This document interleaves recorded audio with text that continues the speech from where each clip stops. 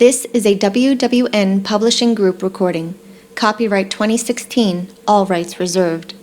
This is an abridged version of Killmore by Martha Sweeney to make the story appropriate for all listeners. If you want to read the complete story, you can find the ebook or paperback online. Links are provided in the description below. Killmore, Book 1 of the 2-book series. Read to you by the author. Chapter 15, Aiden. The next day, Paul and I head to the gun range, needing to let out some steam since our mission is temporarily on hold. Paul and I have been debating as to how and when to approach Laurie. We don't want to corner her, let alone give her the opportunity to make good on her threat to shoot either one of us. I don't doubt she'd actually do it. As we make our way back toward one of the private ranges, I catch a glimpse of Laurie and Marcus out of the corner of my eye. My body freezes as I watch her lift the gun, aim, and fire several rounds, finding myself aroused at the way she handles the weapon so confidently. "What are you doing?" Paul's voice calls faintly. "Laurie," I barely mumble as my eyes drift down her body to her ass. "What?" Paul returns. "Oh, good. Looks like it'll be sooner rather than later for us to talk to her." "Not with the kid," I state. "I'm sure you can pull her aside," he comments. "You do have a way with women." I snort my response as my eyes continue to stare at Laurie's curves. She's sexy, especially when she's wielding a gun. There's something about the way she commands and controls the power of a weapon that is arousing. Laurie suddenly turns and sees me watching.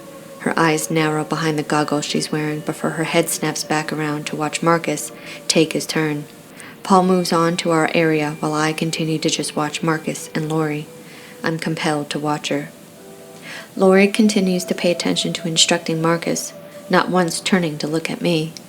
She seems a little startled to find me still standing in the same place. "Hey, Aiden," Marcus greets when he exits the door. "What are you doing here?" "Practicing," I answer. "You're looking pretty good out there."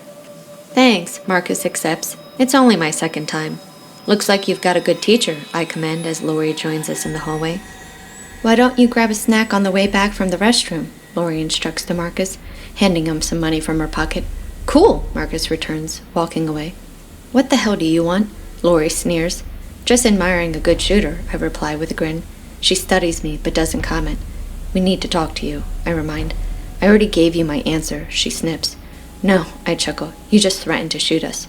"Which was my answer," she returns. Her eyes dart down the hall past me. I turn to look over my shoulder, figuring that she must be checking if anyone is coming. "We just need to ask you a few questions," I say. "About what?" she questions sharply. "What haven't I already answered for all of you?" "We haven't asked anything," I remind. "I told you all that I'm done and want to be fucking left alone. If you have anything you want to talk about, talk to Becky." "Who's Becky?" Paul inquires, walking up to us. "Why the fuck don't you all communicate?" Laurie snaps. "About what?" Paul and I ask at the same time.